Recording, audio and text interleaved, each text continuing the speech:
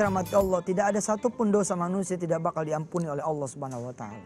Bukankah ini berita gembira buat saudara-saudara semua, buat saya, buat kita yang begitu banyak dosanya. Allah mengatakan kepada kita lewat hadis qudsi ini, manusia datang kepadamu, manusia datang kepadaku, kata Allah, dengan dosa sebesar gunung. Maka insya Allah aku juga akan menerima dia dengan ampunan yang sebesar gunung pula. Manusia datang kepadaku dengan dosa sebanyak buih di lautan, maka aku pun akan mendatangi dia dengan ampunan sebanyak buih di lautan. Manusia datang dengan sebesar apapun dia punya dosa, sebanyak apapun dia punya dosa, tidak akan pernah aku kehabisan ampunanku, kata Allah. Ini berita gembira saudara-saudara yang dirahmati Allah. Ya. Kemarin ada 5 ya, kita boleh berbuat dosa begitu. Allah menyampaikan lewat Rasulullah SAW, kalau 1,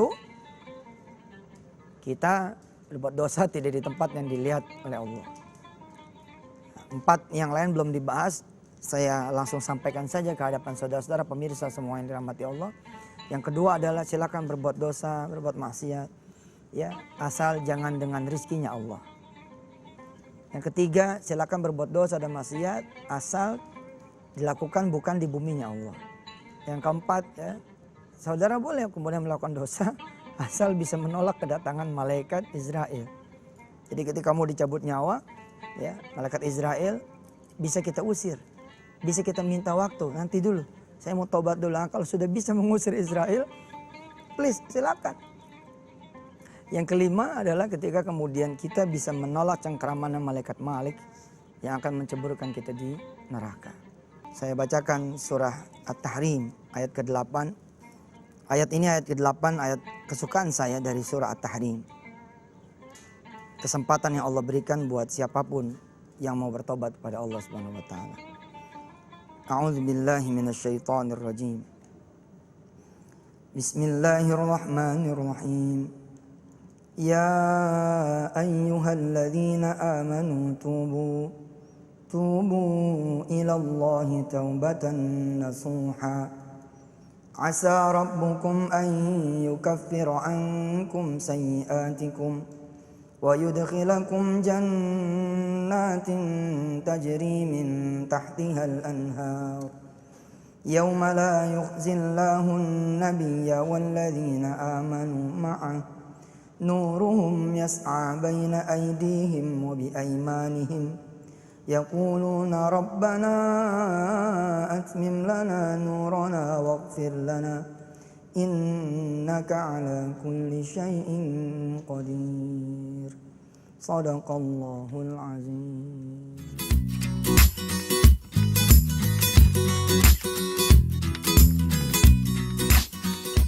Kerinduan Allah Subhanahu wa taala terhadap saudara-saudara yang jauh dari Allah, yang lalai dari perintahnya, dari ajarannya, dari larangannya. Sesungguhnya Allah lebih rindu kepada kita semua ketimbang rindunya orang tua yang anaknya hilang. Pada suatu saat Rasulullah SAW mengajarkan kepada sahabatnya bagaimana kemudian seorang yang berbahagia karena onta yang berisi barang-barang dagangannya, onta yang berisi barang-barang yang dibawanya, yang hilang kemudian kembali lagi.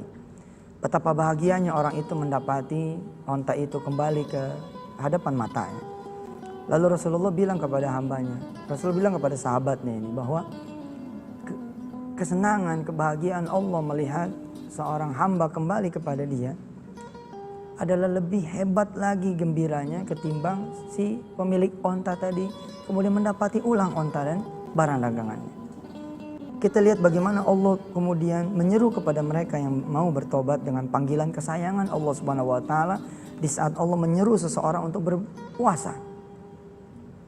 Ya ayyuhalladzina amanu kutiba alaikumusiyam. Wahai orang beriman, diwajibkan atas kalian berpuasa. Lalu ketika Allah menyeru kepada kita semua untuk kembali kepada Allah, ternyata pun Allah memakai mukaddimah yang sama. Ya ayyuhalladzina amanu. Wahai orang-orang yang beriman. Luar biasa kan? Kita pun masih dipanggil dengan sebutan yang sama tatkala kemudian Allah menyeru mereka-mereka semua kemudian berpuasa. Tubu ilallahi taubatan nasuha. Kembalilah kalian kepada Allah Subhanahu wa taala dengan pertobatan yang sempurna. Asa rabbukum an yukaffira ankum sayyiatikum. Insyaallah Tuhan kalian semua mudah-mudahan akan menutup segala kesalahan kalian. Dan memang di banyak tempat saya bercerita bahwa banyak orang yang tidak menyadari gitu, bahwa sesungguhnya kesusahan yang dia alami sebenarnya relatif karena perbuatan buruk, ya karena perbuatan dosa. Ada seorang anak muda ya, yang dia tidak mengerti kenapa kemudian dia terlempar dari satu kantor. Posisi udah bagus, ya, jabatannya sudah bagus, gaji juga sudah bagus. Tapi kemudian anak ini terlempar. Dia keluar dari perusahaan itu dengan penuh kehinaan, tanpa rasa hormat. Hak-haknya sebagai seorang karyawan tidak diberikan. Dan bahkan karena dia ya kemudian melakukan satu tindakan pidana, kantor tersebut kemudian memproses dia ke kepolisian, ke pengadilan. Anak muda ini tidak menerima. Anak muda ini bilang, di mana keadilan Tuhan? Saya tidak melakukan apapun di kantor ini. Saya bekerja betul, nggak ada salahnya. Dari mulai dia karyawan biasa sampai kemudian menjadi seorang yang dipercaya. Nggak ada dia lakukan satu pun perbuatan buruk. Dan itulah kita selama ini melihat seperti si anak muda ini. Sampai kemudian Allah menunjukkan kenapa dia menjadi seperti itu. Selidik punya selidik, ternyata si anak muda ini menghamili seorang perempuan dan dia lari tidak tanggung jawab. Dan Masya Allah, kisah ini kemudian diketahui oleh pimpinannya yang merupakan saudara dari si perempuan ini. Lalu dirancanglah satu fitnah buat dia. Ada sesuatu yang kemudian seakan-akan si anak muda ini yang mengerjakan. Dia terlempar.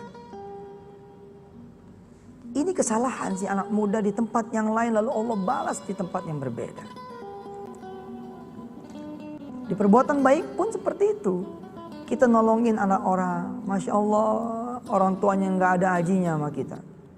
Semakin kita tolongin malah semakin dengki orangnya. Lalu kita bilang kepada Allah, di mana keadilanmu ya Rabb? Saya baik sama anak tetapi bapak ibunya kok seperti itu dengan kita. Lalu kemudian pindah kita ke perumahan yang berbeda. Di perumahan yang berbeda kita punya kantor jauh dari sekolahan anak kita. Tidak sejalan dengan kantor kita juga.